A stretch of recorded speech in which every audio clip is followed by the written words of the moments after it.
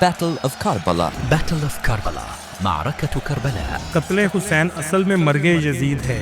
اسلام زندہ ہوتا ہے ہر کربلا کے بعد. السلام علیکم دوستو، آج ہم آپ کو عراق کے ایسے شہر کی زیارت کروانے جا رہے ہیں جو مسلمانوں کے لیے مقدس شہروں میں سے ایک ہے، جہاں محرم کے مہینے میں کروڑوں کی تعداد میں زائرین جاتے ہیں، جہاں جانے کے بعد آنکھوں سے بے ساختہ آنسو جاری ہو جاتے ہیں. جی ہاں، آج ہم زیارت کرنے جا رہے ہیں کربلا شہر کی. کربلا شہر کب آباد ہوا اور اس شہر کے مقدس مقامات کون سے ہیں؟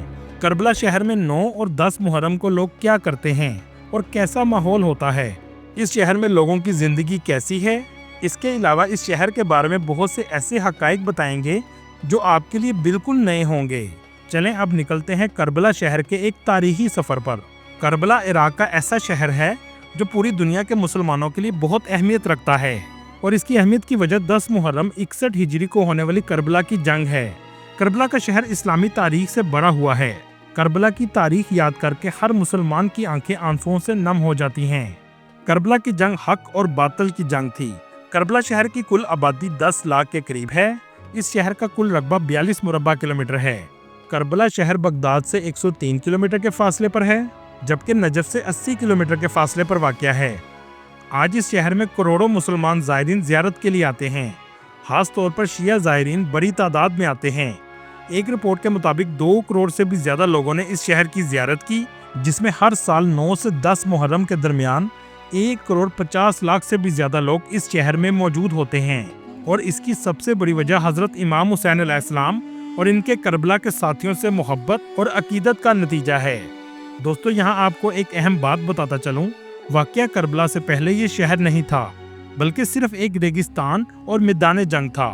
اس جنگ کو بیٹل آف کربلا کہا جاتا ہے، جس میں حضرت علی علیہ السلام کے بیٹے اور ہمارے پیارے نبی محمد مصطفیٰ صلی اللہ علیہ وسلم کے نواسے حضرت امام حسین علیہ السلام کو شہید کیا گیا تھا، جس کے بعد کربلا میں ہی ان کا روضہ مبارک بنایا گیا اور لوگوں نے یہاں آباد کاری شروع کر دی. آبادی کا آغاز بھی آپ کے روضے کے چاروں اطراف سے ہوا، جس کے بعد یہ مکمل طور پر شہر بن گیا. اگر آپ نقشے میں دیکھیں گے تو یہ مقدس شہر عراق کے وسط میں واقع ہے. کربلا شہر کے لوگوں کی آمدنی کا سب سے بڑا ذریعہ یہاں آنے والے کروڑوں زائرین ہیں، کیونکہ محرم کا مہینہ شروع ہوتے ہی یہ شہر لوگوں سے بھر جاتا ہے اور ہر طرف حضرت امام حسین کی صدائیں بلند ہوتی ہیں. کربلا شہر کو 2 حصوں میں تقسیم کیا گیا ہے. قدیم کربلا، جہاں زیادہ تر مقدس مقامات موجود ہیں، جبکہ کربلا شہر کے دوسرے حصے میں لوگ رہائش پذیر ہیں. حضرت امام حسین علیہ السلام کے روضہ مبارک کے چاروں اطراف میں بازار موجود ہیں، اور یہ بازار قدیم زمانے کے ہیں. آپ کسی بھی بازار سے گزریں گے تو اس کا راستہ آپ کے روضے کی طرف ہی جائے گا. ان بازاروں میں چھوٹی چھوٹی دکانیں بنائی گئی ہیں. اسٹریٹ فوڈ اور ریسٹورنٹ بڑی تعداد میں آپ کو نظر آئیں گے. عراق کے روایتی کھانوں کا مزہ آپ یہاں آ کر لے سکتے ہیں، جیسے عام طور پر ناشتے میں انڈا، بینز اور دیسی گھی ڈال کر دیا جاتا ہے. اس ناشتے کے بعد عراقی چائے بھی بہت مزیدار ہوتی ہے. انہی بازار سے گزرتے ہوئے ایک ایسا مقام بھی آتا ہے جہاں کربلا کی تاریخ دوبارہ آپ کی آنکھوں کے سامنے آ جاتی ہے، کیونکہ یہ وہ جگہ ہے جہاں حضرت امام حسین علیہ السلام یزید کے ایک لشکر کے سپہ سالار سے میٹنگ ہوئی تھی، جس میں امام حسین علیہ السلام نے کہا کہ جنگ کی 1 دن کی مہلت دی جائے تاکہ ہم عبادت کر سکیں. اس کے بعد آپ جنگ کر سکتے ہیں. بازار سے جب آپ باہر نکلیں گے تو آپ کو بہت بڑی شرائن نظر آئے گی. دوستو، کربلا کا واقعہ کیوں پیش آیا؟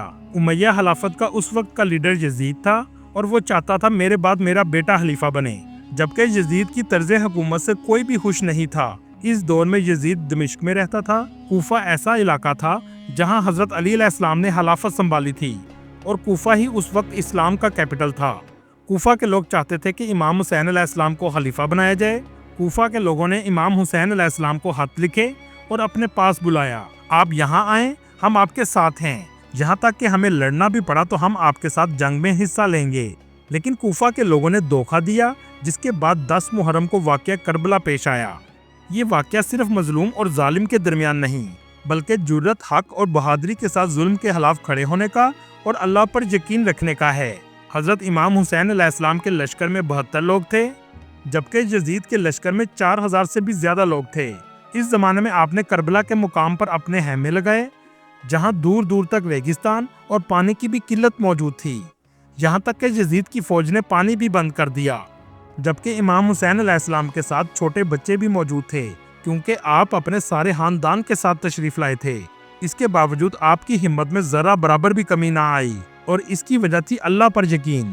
3 दिन तक पानी के बगैर वक्त गुजारा, जहां रेगिस्तानी गर्मी भी अरूज पर थी। आखिरकार इमाम हुसैन अलैहिस्सलाम और आपके खानदान वालों को जंग में शहीद कर दिया गया और आज इसी जगह आपका रोजा भी मौजूद है। रोजे के करीब बाजार में भी बहुत मुकद्दस मकामात मौजूद हैं, जिनको जालियों की मदद से बंद किया गया है। चलें अब आपको रोजे की तरफ लेकर चलते हैं।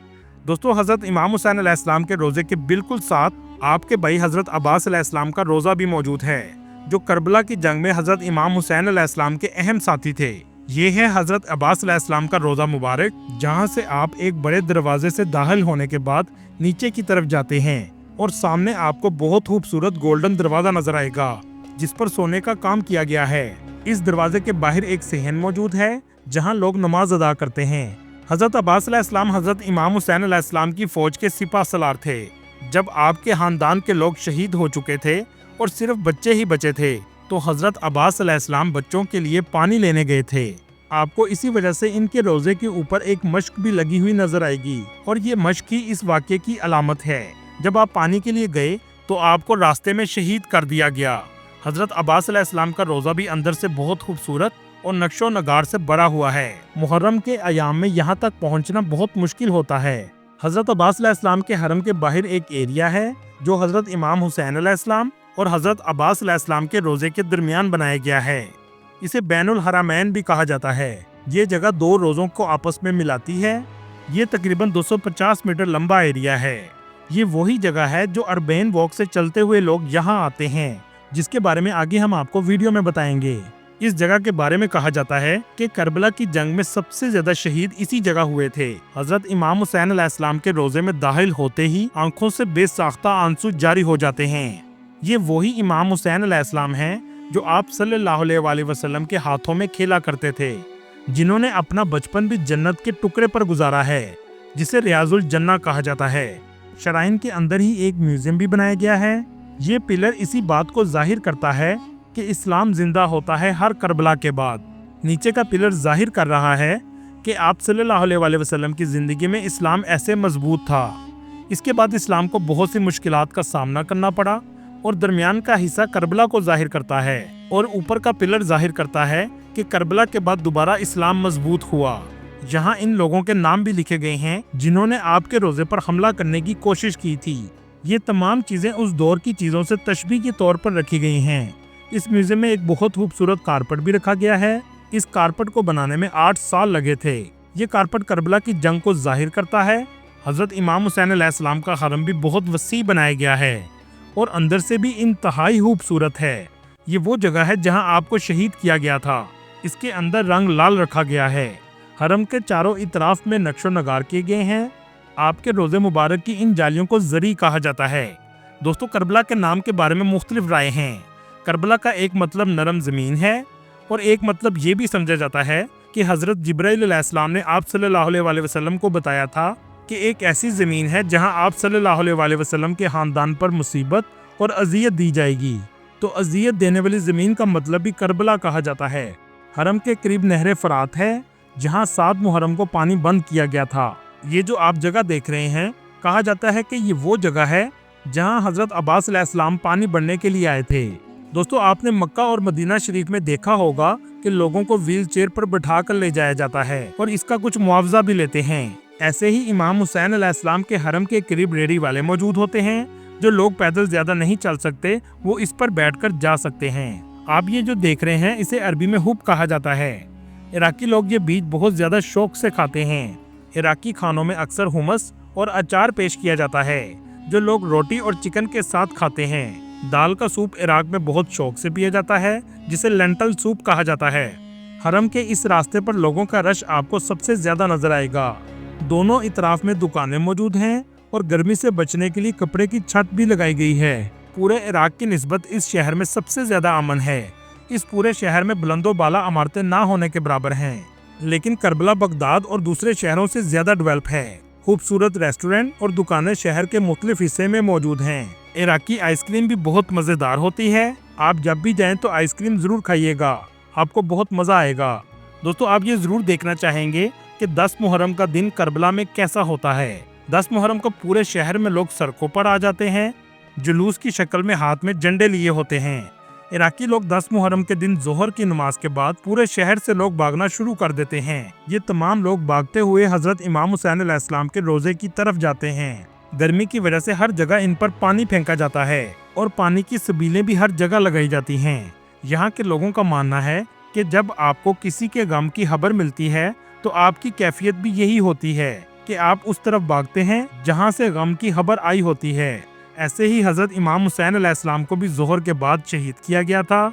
इस कैफियत को दिखाने के लिए ये किया जाता है। सिक्योरिटी के लिए हेलीकॉप्टर से निगरानी की जाती है।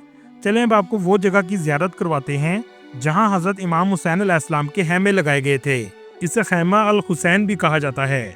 अगर आप हजरत इमाम हुसैन अलैहिस्सलाम के रोजे से किबला गेट से बाहर निकलेंगे तो शारे बकिया से होते हुए आप शारे जमहूरिया से खैमा अल हुसैन पर पहुंच जाएंगे, जो सिर्फ 10 मिनट के मुसाफत पर वाक़या है, जहां जाकर आप तारीख के उस वक्त को दोबारा याद कर सकते हैं। दोस्तों, करबला के लोग भी बहुत मेहमान नवाज होते हैं, पूरी दुनिया से आने वाले ज़ायरीन की बहुत इज्जत करते हैं और अच्छे तरीके से पेश आते हैं। इस शहर में मिलने वाले खाने भी बहुत मज़ेदार होते हैं। मीठे खानों की वैरायटी बहुत ज़्यादा होती है। 10 मुहर्रम के बाद करबला के शहर की रौनकें एक बार फिर आबाद होती हैं। इसे अरबैन वॉक कहा जाता है, जो नजर से करबला की तरफ लोग पैदल सफर करते हैं। ये रास्ता तकरीबन 80 किलोमीटर का है। कुछ लोग सफर गाड़ी पर करते हैं और कुछ मुकम्मल तौर पर पैदल भी करते हैं। रास्ते में खाने पीने का तमाम इंतजाम बिल्कुल मुफ्त होता है। पैदल चलने वाले लोगों की बहुत ज्यादा खिदमत की जाती है। पूरे रास्ते में 1452 पोल लगाए गए हैं। पहला पोल नजफ में और आखिरी पोल करबला में हजरत इमाम हुसैन अलैहिस्सलाम के रोजे मुबारक के करीब वाक़या है। रास्ते में बहुत से मौक़िफ़ मौजूद होते हैं जहां ज़ायरीन की बहुत खिदमत की जाती है और ज़ायरीन रात भी गुजार सकते हैं। इस सफ़र को लाखों की तादाद में लोग करते हैं और करबला में एक बार फिर लोगों का रश होता है। अरबैन वॉक आम तौर पर 16 से 17 सफ़र में शुरू होती है। करबला में 5 स्टार होटल का किराया $150 से $400 एक रात का है, जिसमें करबला बेबलोन होटल और कसर अल मेहराब शामिल हैं। लेकिन मुहर्रम में किराया बहुत ज्यादा हो जाता है। इस शहर की GDP $12 बिलियन है, जिसमें 70% टूरिज्म सेक्टर से आमदनी होती है। इस शहर में 98% अरब शिया मुस्लिम रहते हैं, बाकी 2% सुन्नी मुस्लिम, मसीही और कुछ यजीदी भी आबाद हैं। यहाँ रहने वाले लोग पूरे इराक की निस्बत सबसे ज्यादा पढ़े लिखे हैं। करबला का लिटरेसी रेट 85% के करीब है। दोस्तों, ये शहर मक्का, मदीना और बैतुल मुकद्दस के बाद मुसलमानों के लिए बहुत अहमियत रखता है। गरूर टूट गया, कोई मर्तबा ना मिला, सितम के बाद हासिल जफा ना मिला, सरे हुसैन मिला है यजीद को, लेकिन शिकस्त ये है कि फिर भी झुका हुआ ना मिला। अल्लाह ताला तमाम मुसलमानों के ईमान हजरत इमाम हुसैन अलैहिस्सलाम के ईमान की तरह मजबूत बनाए, आमीन। दोस्तों, ये थी आज की हमारी इन्फॉर्मेटिव और दिलचस्प वीडियो। आपको वीडियो कैसी लगी कमेंट में ज़रूर बताइएगा और नए आने वाले दोस्तों से गुजारिश है हमारे चैनल को सब्सक्राइब और लाइक ज़रूर कीजिएगा। अगली वीडियो तक अल्लाह हाफिज़।